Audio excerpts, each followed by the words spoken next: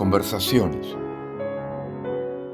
Conversaciones es un espacio abierto de diálogo con algunas personas que pueden saber, conocer o recordar episodios que pudieran ser de considerar para la conciencia de esta sociedad, sobre todo para los jóvenes, cuyas vidas no han transcurrido biológicamente por los meandros de nuestra historia. Su única pretensión es dar a conocer a quien le interese algunos aspectos de las conciencias, sentimientos, voluntades, recuerdos y expectativas de aquellos con quienes conversamos y quienes han sido tan amables de compartirlos. Aquí, pasado, futuro y presente son reunidos en la rememoración, que es aquello en que consiste el diálogo. Jorge Vice Rebagliati, Las humanidades. ¿Para qué?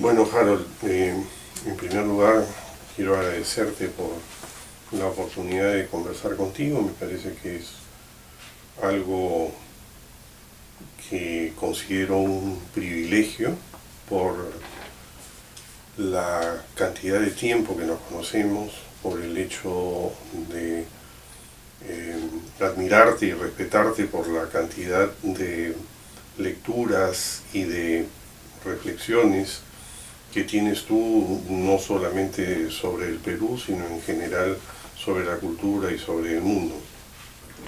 La lista de títulos que me has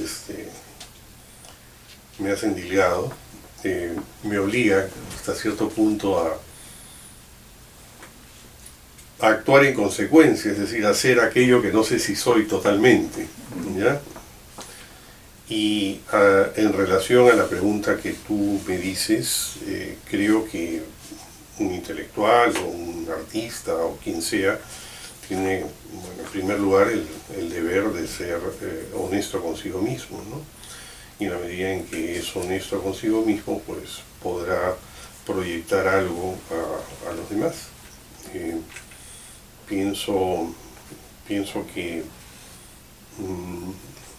uno lo que puede hacer es dejar este mundo con mayor belleza, o con mayor bondad, o con mayor verdad que cuando vino. Evidentemente es algo que es una aspiración y no necesariamente una comprobación. A mí me gustaría, por ejemplo, ser recordado porque en un mundo bárbaro he podido proyectar algún tipo de gentileza. En un mundo feo he podido proyectar algo de belleza. En un mundo de mentiras he podido proyectar algo de verdad, y eso es lo que trato de hacer en mis cursos y en los intercambios de todo tipo que puedo tener con las personas. No creo que se pueda hacer algo más, y yo creo que ya intentando esto es bastante, ¿no? Creo que con sistematicidad en tus textos, en tus poemas, en tus críticas, refieres sustantivamente a Dante Alighieri.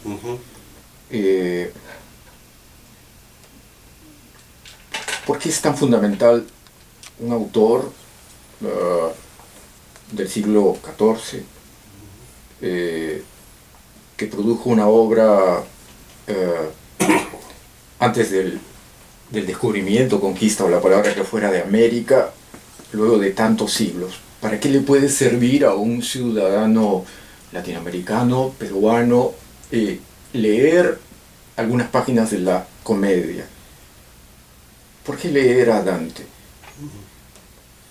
Bueno, Borges decía que no leerlo era precisamente una ascesis no me acuerdo exactamente de las palabras, una tesis inútil, ¿no? Una experiencia grandiosa que no era asumida por alguien sencillamente porque, precisamente por las razones que tú dices, ¿no? Es decir, por el hecho de estar en el siglo XX o en el siglo XXI y no en el siglo XIV, no estar en el Perú y no estar en Italia, estar en un tiempo en muchos casos completamente distinto del que vivió Dante, el hecho de poder adscribir a una religión o a un cuerpo mítico que en la mayoría de los casos no se asume, no es el común de esta época como sí lo era en el caso del tiempo de Dante. Bueno, hay muchas razones para hablar de la diferencia, ¿no? Pero Dante en realidad es universal, ¿no? Es decir, alude a aquello que es común a nosotros en cualquier época, ¿no? Es decir, así como podemos leer a Homero, podemos leer a Virgilio, ¿no? De hecho, leemos a Dante, ¿no? Leemos a Dante porque nos reconocemos en su humanidad. Y en el caso concretamente de la Divina Comedia, porque Dante es valioso no solo por la Divina Comedia, pero principalmente por la Divina Comedia, hay que recordar que el destinatario de la Divina Comedia es la humanidad. Y el propósito del libro que Dante declara en la carta al Can Grande de la Scala, es decir, al patrón de Dante, que lo apoyó en buen tiempo, y específicamente en el momento de la redacción del Paraíso. El propósito de la Divina Comedia es eminentemente didáctico, circunstanciado, inmediato, ¿no? Te leo lo que dice Dante en esta carta. Por favor. Apartar a los mortales mientras viven aquí abajo del estado de miseria y llevarlos al estado de felicidad. Es decir, la comedia, si la llama Dante, es en realidad un canto de esperanza, una especie de confianza respecto de la humanidad. Narra todas las posibles situaciones humanas y en ese sentido nos podemos reconocer en su totalidad o en parte. Y esto es importante, fíjate, no solo las abyectas o bajas, digamos así, sino también las más elevadas. Dante sostiene que el pecado puede remontarse con ayuda de la gracia para obtener la beatitud. Ese es un proceso universal, ¿no? Es decir, la posibilidad de encontrar la felicidad, la posibilidad de rehacer la vida, que es el purgatorio, por ejemplo. Y que ello es posible además, fíjate tú lo que dice, ¿no? Mientras viven aquí abajo, ¿no? Es posible en esta vida, no en la otra. Que existe una felicidad y que esa felicidad puede ser alcanzada en esta vida. Me parece, por ejemplo, que la consagración del adjetivo dantesco en el sentido de infernal es una evidente reducción, ¿no? Un empobrecimiento del significado del término. Es una reducción que Mariano Pérez Carrasco ha identificado históricamente. La fecha es a mediados del siglo XIX, cuando un grupo de intelectuales europeos identificó la experiencia humana real y verdadera con la experiencia infernal. Y no sé, tú conoces la comedia, lo que hicieron fue sustituir a Beatriz por Francesca. Por Ajá. eso Francesca es tan enormemente popular, ¿no? Entonces, identificas a la experiencia humana real y verdadera solo con el infierno y relegas como fantasiosas otras experiencias también humanas, como el deseo del perdón, el deseo de rectificar los errores del pasado, ¿no?, que es lo que se aprecia en el purgatorio, y el cumplimiento exitoso del deseo, como ocurre en el paraíso. Esto quizás puede tener que ver con algo que el propio Borges destaca, ¿no? Dice Borges que a propósito de la diferencia entre la épica clásica y la novela moderna, dice Borges que para la épica lo importante es el héroe.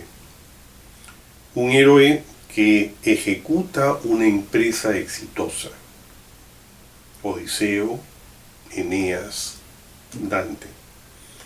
Y que es un modelo para todos los hombres. Mientras que como Mencken, famoso publicista norteamericano, señaló, también recuerda Borges, la esencia de la mayoría de las novelas radica en el fracaso de un hombre, en la degeneración de un personaje. Ajá. Entonces puede ser que esa sea una de las causas, ¿no? En realidad yo creo que la gran causa es el considerar el mundo verdadero solamente como infernal. Razones para ello, por supuesto, existen, pero me parece que es un empobrecimiento de la experiencia el renunciar a todo lo demás, ¿no? Tú, para explicar Dante, refieres a Borges. No obstante, Dante es un hombre que tiene la esperanza en la vida póstuma, y Borges no. No.